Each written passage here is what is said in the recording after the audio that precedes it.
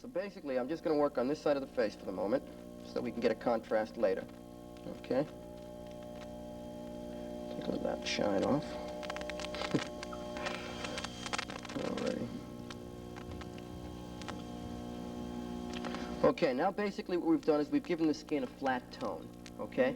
Now, an artist who is going to paint the landscape, right, this big, beautiful landscape, he's not going to paint his trees and then in between every leaf try to put a little bit of sky, right? What you do is you wash the canvas completely first with sky blue, then everywhere you don't paint the leaf, the sky is going to be shining through, all right? Basically, a base color is doing pretty much the same thing. We use it to take out all the natural highlights and shadows and the skin texture and all the little, you know, things that make us personal and make it flat, and then we go and put in just what we want, okay? First, we want to analyze the face for cheekbones. Most women, once they start, especially women, I'm not trying to be prejudiced here, but they start to get different shapes underneath their eyes. They start to hollow. It has a lot to do with your salt content and your water content. And in any case, we use a lot of colors to erase the little discolorations that come out underneath the eye. A base color alone sometimes doesn't do it. Right? If you look here, she's got a little bit of blue, gray under her eye. Okay? Makeup. Yeah, mascara that smears from the night before or whatever, right? But we want to erase all of this, okay? So we're going to come in there with a little bit of a highlight color, all right? Now, we talk about things in terms of highlights and shadows, all right? A highlight is a color lighter than the base color that's going to reflect more light than the base color. A shadow color is a color darker than the base color, which is going to absorb more light, okay? So the things that absorb light tend to be further away from the spectator. In other words, they seem, from a spectator's point of view, to be further away from his eye. The highlighted areas seem to be closer to his eye, okay? It's the magic of the theater. You're going to love this. You're going to love this. My trademark as an actor is that the only way you can recognize me is through my ruby ring. I change everything else. I change my height, change my width. The only thing I haven't changed up till now is my eye color, and I'm going to do that pretty soon because I'm getting some gray-blue contacts. How do you change your height? Well, very interestingly enough, sometimes you can do it just optically. Very often I raise the waist on my pants because I'm very long from the waist up, but I'm short from the waist down. Just built too close to the ground, you know. And if I raise my pants up and accent with lighter colored shirts, I can look much, much taller, especially if I just put a 2-inch heel on, you know. And it can make a considerable difference. Most people think I'm about 5'7". Actually, I'm only 5'2", but with a heel on that makes me about 5'5", I look like I'm about 5'10" on a stage, which is good. That has to do with presence, too. I like to think. All right. Okay, so we're going to take a little bit. You can also do this under the base color, as I'll show you on the other side when we do aging. All right, and we'll take a little bit of it in here. We're just going to lay a little bit of color. All right. You'll find that I use my arms and back of my hands as a palette all the time. Cream-based makeups go on much, much better if they're at 98.6. Body temperature allows you to use just the color and not gob it on. Cold makeups get lumpy and it's not good. 98.6, perfect. All right. So we're going to take this and then carefully blend this down into the discolored area. Just to take out that color, make it a little bit lighter. Okay.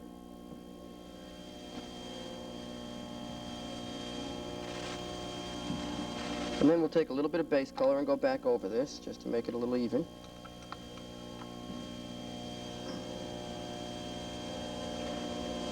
Okay.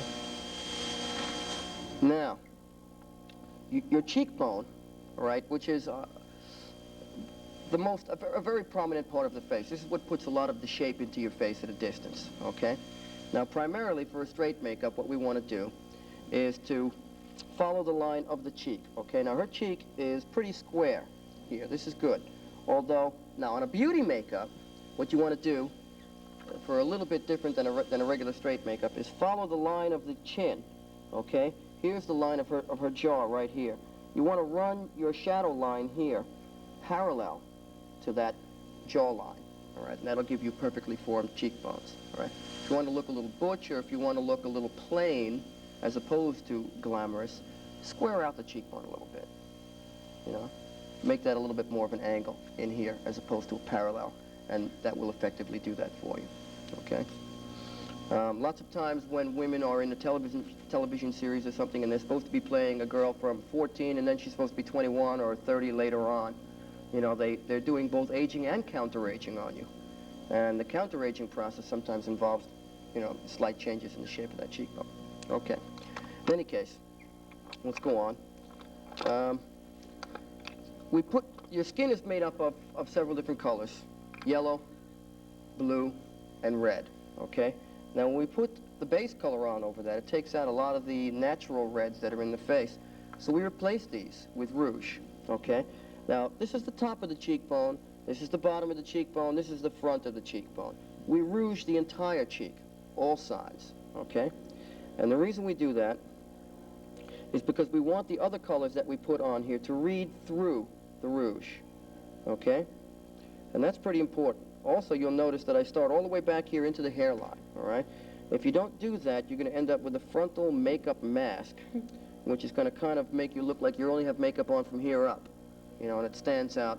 You'll find that your eye, if it sees something that doesn't reflect light in a natural manner, your eye will reject it right away and say, huh, that stinks, you know? And in this business, either you're good or you stink. I mean, spectators are very fickle, too. You'll find. All right. So first we shape the entire cheekbone. Okay. We bring our rouge down to the outside third of the eye. You can start right underneath your pupil or the outside third of the eye. And now we're going to come in here and we're going to add little bits of shadow. Now, I'm going to be using a purple here to show you. Many people like to go into browns and they think of shadows as being tan and deep brown colors. That's not necessarily the case. Okay, darker colors absorb more light. So if you want to use less makeup, use a darker color and you can get a better effect. Okay?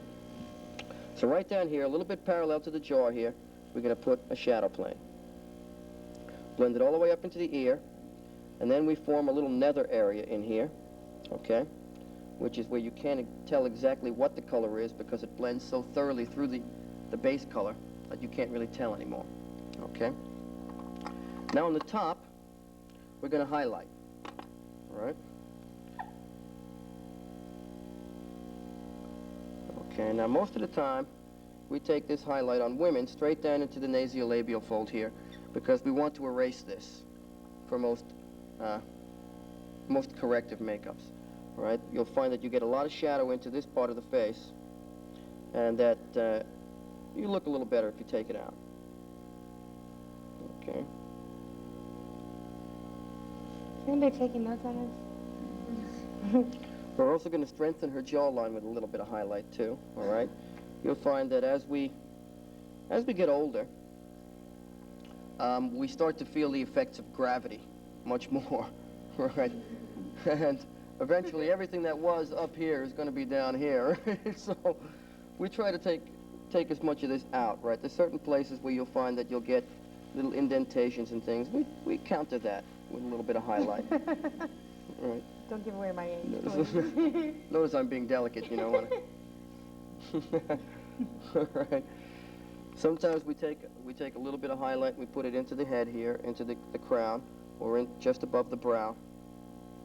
Put a little bit more shape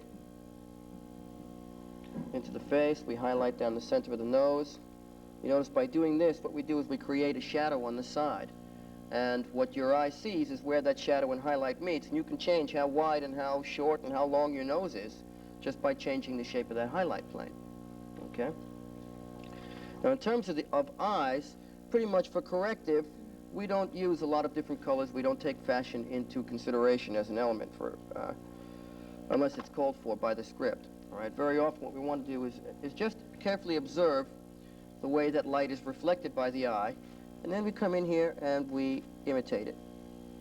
Okay?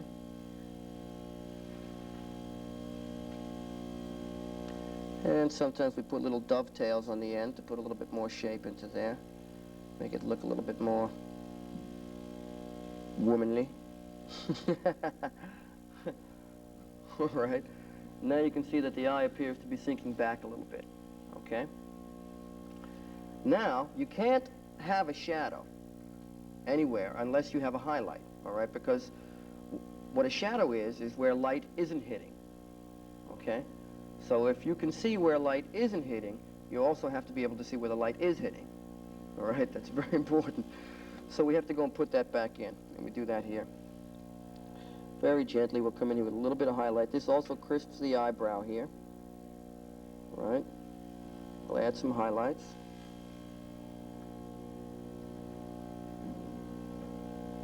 Okay, very often we do the same thing underneath the eye, but first we put on our eyeline, okay?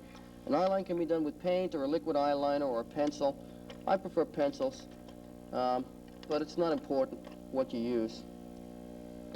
And I usually go with midnight browns, very dark browns, as opposed to blacks. Sometimes people with dark hair should go into black, but people with blonde hair and light brown should use a midnight brown, all right? Now, the purpose of an eyeline